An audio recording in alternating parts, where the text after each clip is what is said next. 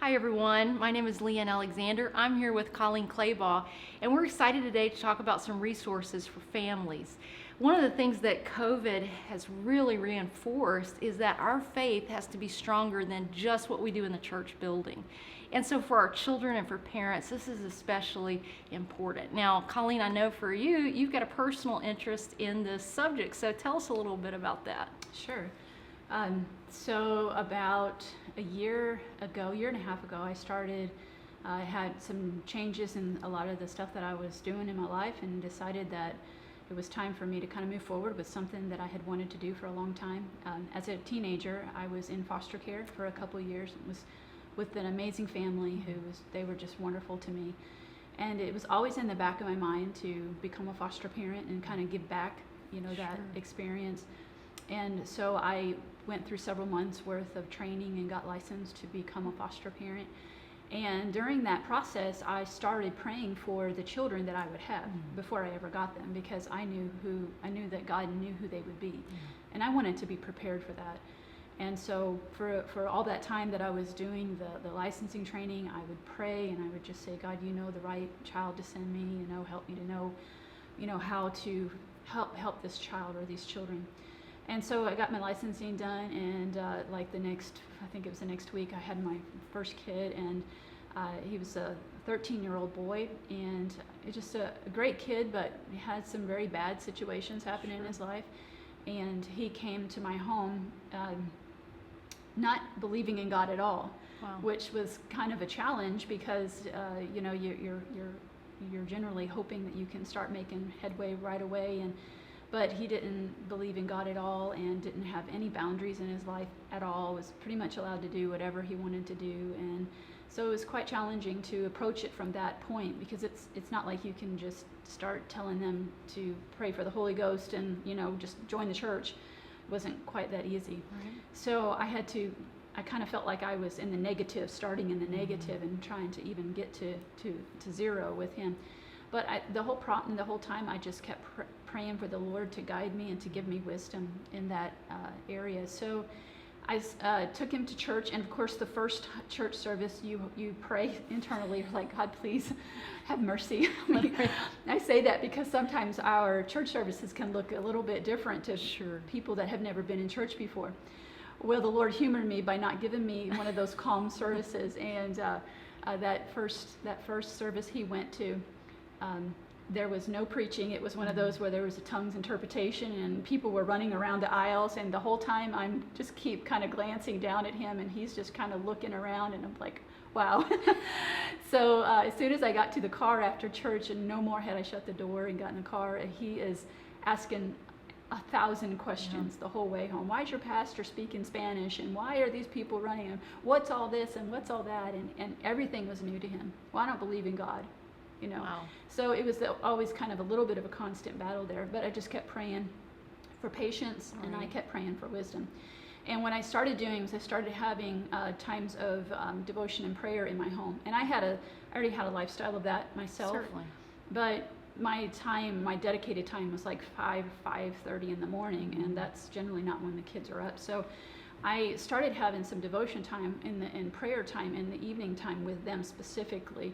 And we would talk about God, and we would have times of prayer, and it was like, the first few times of trying to get them to do that, it's a struggle, and they don't want to do it, but you got to model everything. Sure. So we started doing that, praying with him, and started talking about the Bible. He didn't believe in the Bible, that the Bible was real. So then you've got to kind of go backwards and pick up from, teach him why the Bible is real.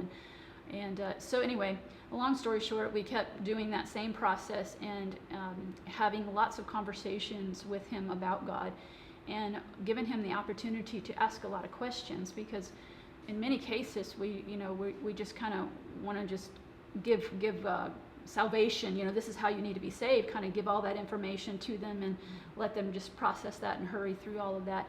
But he's very analytical, and that alone wasn't going to cut it. He would ask me questions that would just, you had to know your stuff, because he would ask you the questions to make you know the stuff.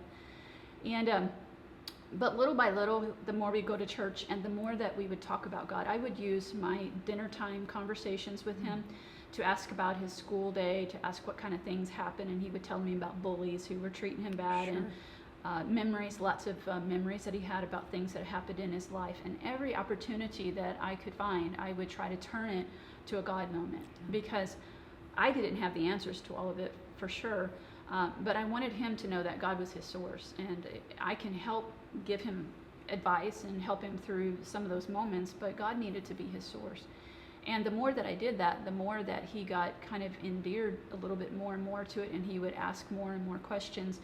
And then he would go to church, and he was finally ready to go to a Sunday school class. And so he went to Sunday school for a while, but then he learns very quickly in some things, and then he was like, I would rather stay with you because I think I'm learning more from hearing your pastor preach at that moment, you know. And I'm like, well, maybe you can go to Sunday school for a little while and get some of that good information there, some of that stuff that you just need to know. And then if you feel like at some point you want to come up, you know, you can do that. So he was learning a lot of the basics from Sunday school, a lot of the lessons that the teachers were teaching, things that, you know, are just the standard Bible stories that a lot of times that we take for granted just Right. because we've heard them for so long. He didn't know any of that. David, Goliath, Garden of Eden, who's Eve, you know, all that kind of stuff. So he was learning all of that. It was great. And so again, all we would do is consistently in the home model and talk about God and talk about him. Even driving down the road, I would see something and I would talk about God about it, you know, find a way to bring God into the mix, and that would make him think more and more about God. And suddenly God wasn't just this thing that he didn't believe in. Suddenly he started becoming personal. And over time, the more that I would talk to him, and the more that he would try to take a step and try something, the more that he would realize that what I was telling him was the truth, and I modeled it. I was very diligent about trying to model stuff. And there came the day where it's a long story about, you know, God can use the funniest things, Sure. the most funniest things in the world to actually get a point across. And I love that about God, because he's simple, you know, and I need a simple thing sometimes Right. for my mind. And God just used this amazing story that really sunk into his mind. At that time I had two foster kids by then, and they were talking about how they loved Cocoa Puffs. And I don't feed the kids Cocoa Puffs for breakfast. I don't think that's very healthy, but you know, I didn't even buy them. But that particular day, I just felt kind of quickened in my spirit to just buy them Cocoa Puffs. And I thought, well, I'll just give it to them for a snack, you know, since they seemed to like it so much. So I bought Cocoa Puffs, brought it home, and gave it to them for a treat. And they filled up their huge bowl, and was like, just had this massive bowl of Cocoa Puffs. And I'm just watching them, and they're getting halfway through their Cocoa Puffs. And all of a sudden, they just kind of stop and get this funny look on their face. I'm like, what's wrong? And my foster son, he looked at me and he said, he got this quizzical and just frustrated look all at the same time on his face. And he said, I don't know why I don't listen to you. You tell me all this good stuff all the time. And if I would just listen to you, you told me that this would make me feel bad if I ate it. You told me that, and I didn't want to believe you. He said, but you keep telling me all of these things. You keep telling it to me about God, and you keep telling it to me about my life, and even Cocoa Puffs. He said, if I just would listen to you, I wouldn't have all of this stuff happening all the time and not feel bad either. And I'm like, well, you should listen. Yeah. So I didn't think too much more of it until that night, whenever I went upstairs to go into my room, and I stopped into his room, poked my head in, and he had gotten his Bible out on his own, and he started reading his Bible. And I had been encouraging him to do that, but I'm very patient, because I don't feel like you should force, Sure. I don't think you should force Christianity or what you believe about God on anybody. So I was very patient, and Right. sometimes that was hard, because Sure. in your zeal to want to see your children changed, it's easy to push it on them. Sure. And so I poked my head in, and he was reading, and he was very intently on reading it. And I'm like, okay, well, I'm going to let you read. And I just kind of went off to my room, you know, internally rejoicing. And then the next night, I was in my room already, and I get a knock on my bedroom door, and he asked if he could come in. He comes in and he sits down on the bed, and he said, okay, so I have some questions. And an hour later, after his questions, and mind you that he can ask a lot of questions. And it took an entire hour. Well, he let me do it in an hour. He started from Genesis, and he said, what happened in Genesis? And I told him about Adam and Eve, and then he said, then what? And then I went on to the next thing, and then what? Moses, and then what? And by the time we were done, it was an hour later, and I don't know how I did it, but I got through the entire Bible with all like what you would consider really major stuff. And he shakes his head, and he gets this look on his face, and he said, so tell me, do you think that if I don't live for God, if I'm not a Christian, if I don't believe the Bible, am I going to go to hell? Wow. And that's like, it was huge for him, because at that point you could see that there was an actual transformation happening to him. And I don't think any of that really happens if you try to, I mean, you can force kids. I have 2 older boys that are grown now, and there are some times where as a parent, I can look back and I can see where I tried to force some things because out of your zeal to just want to raise them right, you just want to force it. But it needs to be invitational. For me, at least what I've seen work better is when you invite them to know the Lord, and when you invite them to have a relationship with God, they make it their choice, and then it stays much longer, and it's much more real. I read something one time that said beauty is a much better method of conversion than theology alone. Because beauty gets the heart. Beauty everyone can relate to. Theology, which we have to absolutely have, we've got to have that foundation, but you can't just kind of push theology on our children. We want to, and anybody, on anyone unchurched, you need to grab their heart somehow. Sure. Get a hold of their heart. And that's what I kept praying for him as I went through the years of, or the times of just raising him and trying to teach him what was right. I kept pushing for his heart. Yeah. And he would ask me the theological questions because he's very deep-minded, but I wouldn't stop just at that. I would always reach further into his heart because I wanted it to touch him there, knowing that that's what would change him. So after this, we started having a lot more conversations, and even more so because at that point he was open to it, and I wanted to just give him everything that I could.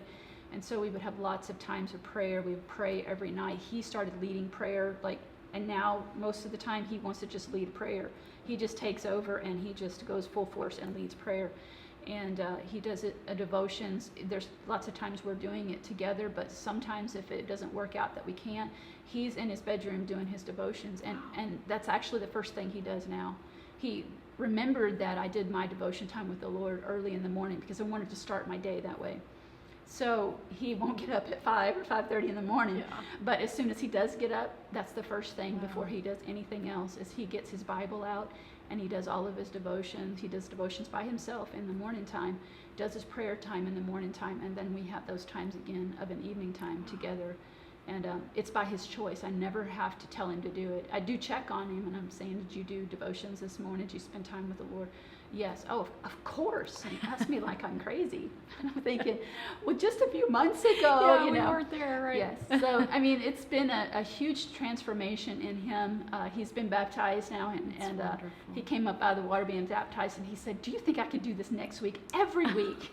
He loved it. Yeah. And there's just been such a huge change in him, but it doesn't happen unless you're intentional about it. And it's with him, I had to be very intentional, and I had to look for every opportunity I could to bring God in a positive way that made him want to have a relationship with God.